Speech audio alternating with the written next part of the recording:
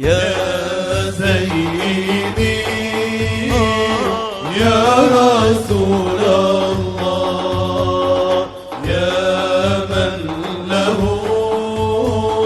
جاه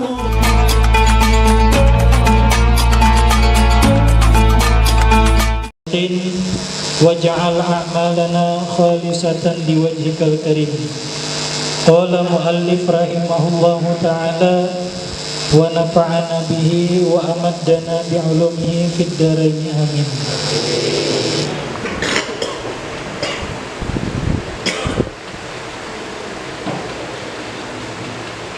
Alhamdulillah, kita panjatkan puji syukur kepada Allah Subhanahu wa taala yang telah memberikan kita kesehatan serta inayah dan taufiknya sehingga kita bisa bersama-sama berkumpul di tempat yang penuh barakah dan dimuliakan Allah Subhanahu wa taala.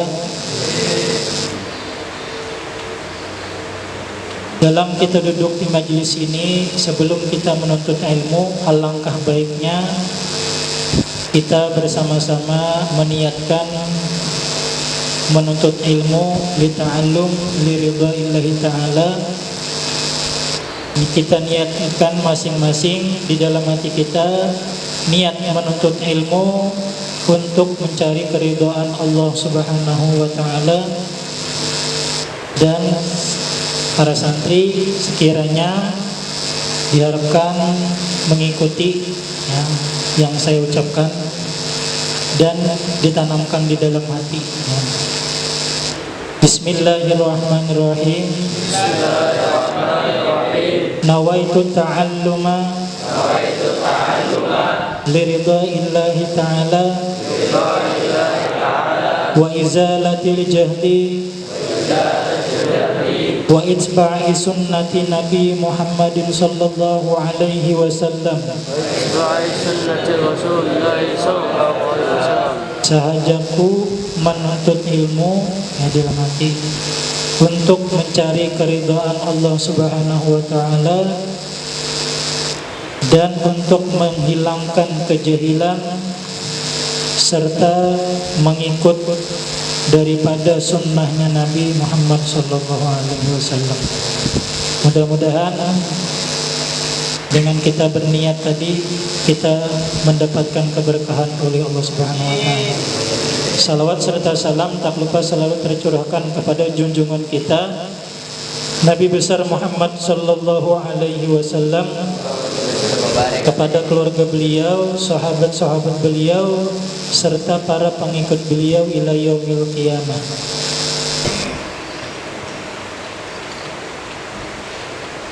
Nah, pada kesempatan ini kita mengisi pengajian tentang masalah fikih ya. Masalah fikih.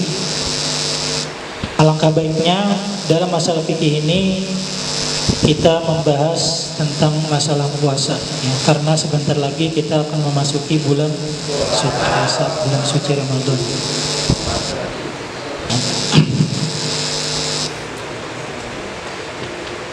Ini kebanyakan membawa kita apa? Fathul Mu'in. Ya, salah.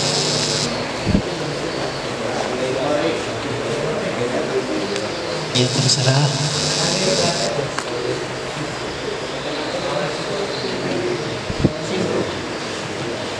Ini saya lupa nih download yang ada cuma Fathul Qarib di dalam.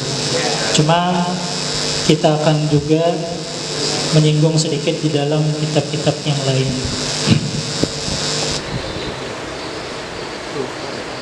Kitab Ahkamis Shiyam tentang hukum masalah puasa. Ini bab tentang masalah hukum puasa. Kitab Bayani Ahkamis Shiyam ini kitab tentang penjelasan hukum-hukum puasa.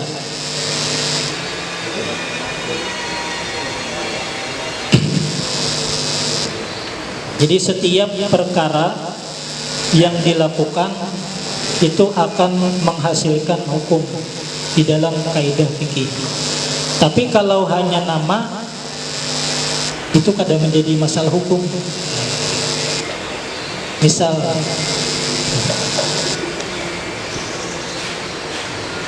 contoh nama misalnya pasir atau debu. Nah, kalau debu itu tidak ada muncul hukum. Tapi kalau debu yang suci digunakan untuk bertayamum, maka timbullah hukum. Jadi kalau dalam istilah kaidah fikih, kalau hanya dia sebatas nama, itu tidak akan menjadi hukum. Tapi kalau dilakukan, dikerjakan, maka timbul di situ akan ada hukum. Misal contoh Al-Quran. Al-Quran kada ada hukum kalau Al-Qurannya aja. Tapi kalau membaca Quran timbul hukum.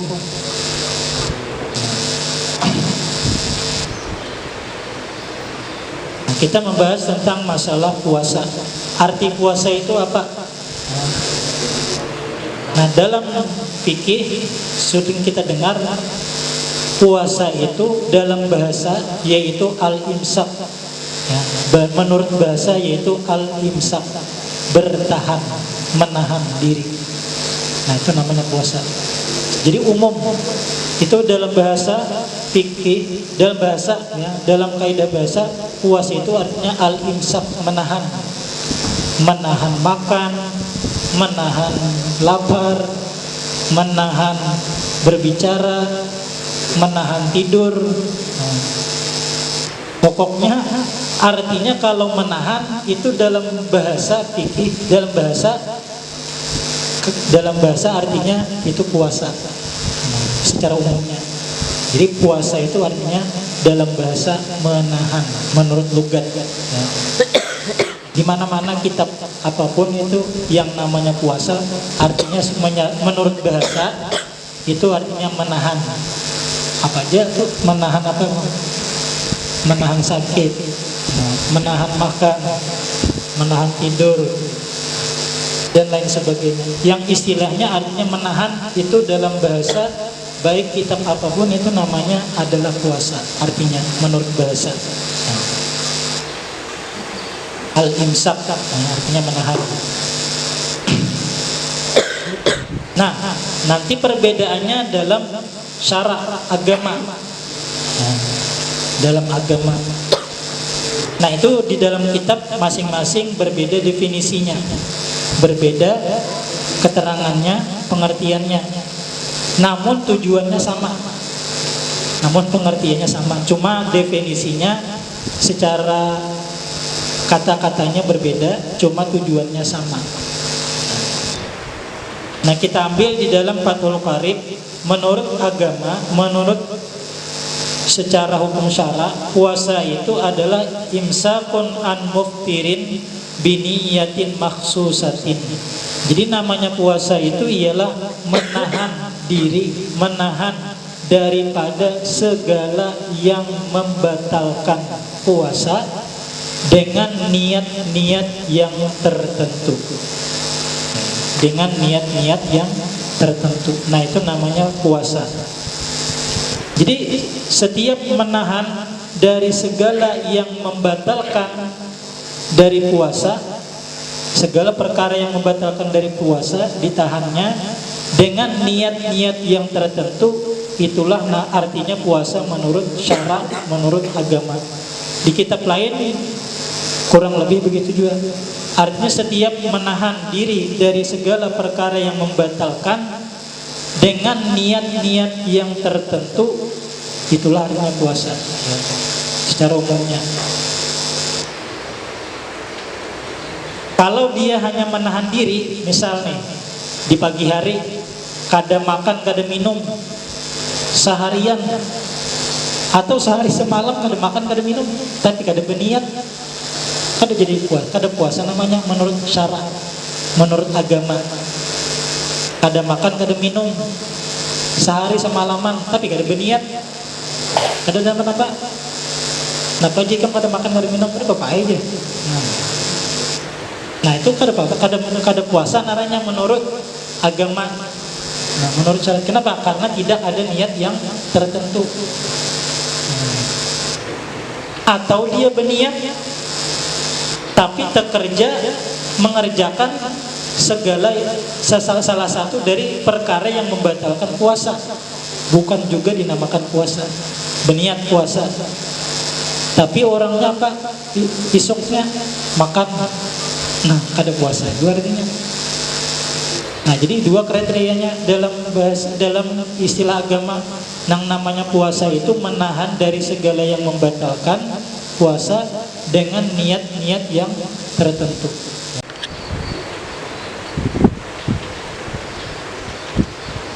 Jami'an naharin qabilin lisaumi. Nah, sekalian seharian sampai yang membatuli bagi orang yang puasa. Jadi puasanya tadi menahan dari segala yang membatalkan itu seharian penuh sampai tenggelamnya matahari. Jadi menjaga daripada segala yang membatalkan, menahan diri dari segala yang membatalkan puasa tadi dengan niat-niat yang tertentu tadi, dari terbit fajar sampai tenggelam matahari seharian.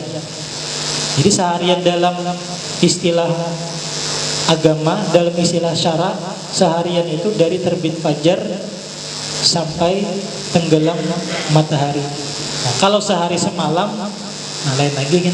Kalau sehari itu dari terbit fajar sodik sampai tenggelam matahari, itu namanya seharian. Sehari sudah tuh dihitung. Jadi kalau kita dalam agama Islam, hitungan hijriyah itu mulai dari dihitungnya tadi mulai dari tenggelam matahari, itu sudah masuk sehari. Nah, makanya kan batasnya Pak, mulai wajibnya zakat fitrah itu mulai dari tenggelamnya matahari. Nah, wajibnya mulai tenggelam matahari. Kalau dia hanya menemui akhir bulan Ramadan tapi tidak menemui dengan tenggelamnya awal Syawal, tenggelamnya matahari di bulan Syawal, kada wajibnya bayar zakat. Kada wajib. Karena belum masuk waktunya.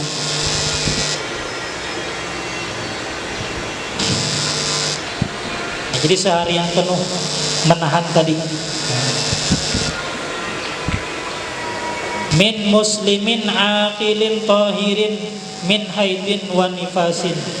Jadi orang yang puasa tadi yang menahan daripada segala yang membatalkan dengan niat yang tertentu tadi seharian penuh daripada orang yang Islam. Kalau orang itu kafir, kada wajib. Akilin lagi berakal. Kalau dia orangnya gila, kada wajib puasa. Tahirin min haidin wa nifasin, dan suci dari haid serta nifas. Dia suci dari haid dan nifas. Nah ini yang dikatakan tadi puasa. Jadi dia menjaga, menahan diri dari perkara yang membatalkan dengan niat-niat yang tertentu seharian penuh, dan dia tergolong dari orang yang Islam yang berakal dan suci dari haid dan nifas. Nah itu dari pengertian puasa.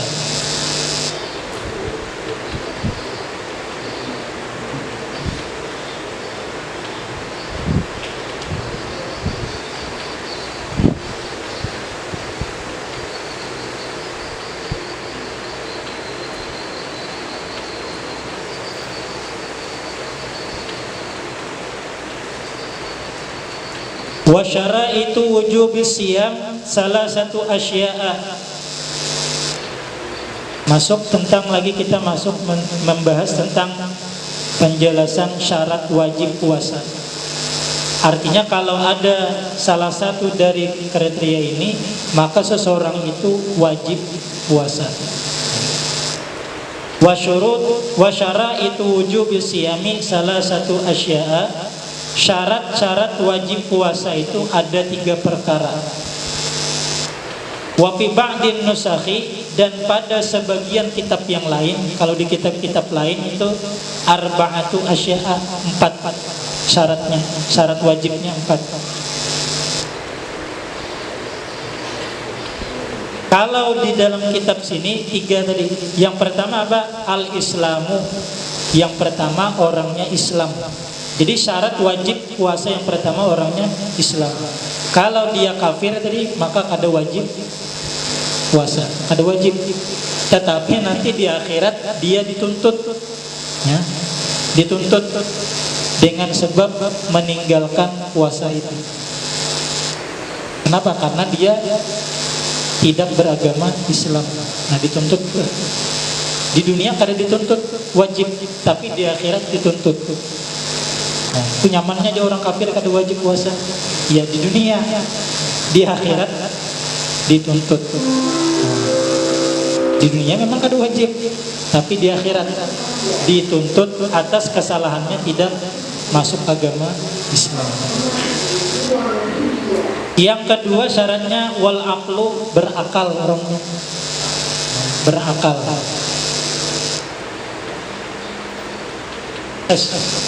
Salah. Wal bulugu, yang kedua balik. Syarat yang kedua balik. Wal aqlu, yang ketiga berakal, balik.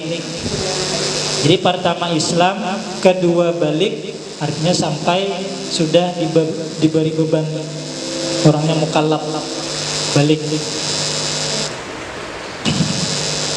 sudah dibebani hukum. Ya, balik itu bisa dengan bermimpi, ya, bermimpi ihtilam, bermimpi itu wajar, itu menandakan orang itu sudah balik. Nah, kalau lagi mimpi main bola, basah selawar, nah itu biasa, itu namanya sudah berarti balik, hukum balik sudah itulah. Nah, jadi jangan dianu lagi sudah tuh kalau sudah bermimpi. Biasanya itu umur 13 tahun. Ya. Di sini ada yang kurang dari 13 ya. Ada yang umurnya kurang dari 13 adalah. Nah, kalau kan itu berarti balik, bisa balik beratan, bermimpi. Biasanya tahun umur 13. Kalau dia tidak bermimpi, maka dibatasi umur 15, dihukumkan sudah balik. Jadinya kada bermimpi 13 tahun kada ada bermimpi, 14 tahun kada bermimpi, 15 tahun kada bermimpi juga, maka tetap dihukumkan sudah balik. Nah, kalau sudah berumur 15 tahun. Jadi bisa dua, bisa ini itu dengan bermimpi, walaupun sudah umurnya 13 tahun bermimpi, pernah bermimpi ihtilam, nah itu sudah dihukumkan balik.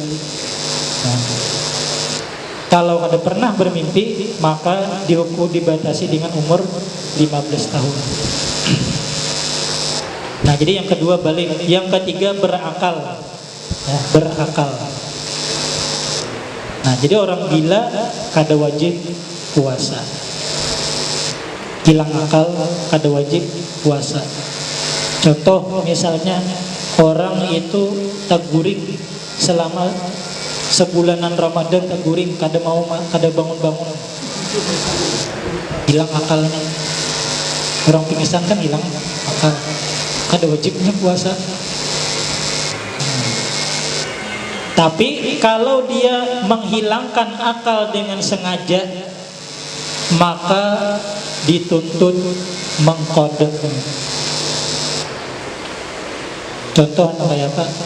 Minum mabuk, nah minum minuman keras, atau memakan sesuatu yang menghilangkan akal dengan sengaja tadi, sehingga hilang akalnya, maka dia dituntut untuk mengqada. Wajib. Begitu juga sembahyang, kayak itu juga sembahyang, sembahyang kayak itu juga. Orang yang sengaja menghilangkan akalnya tetap dituntut dalam sembahyang untuk mengqadha.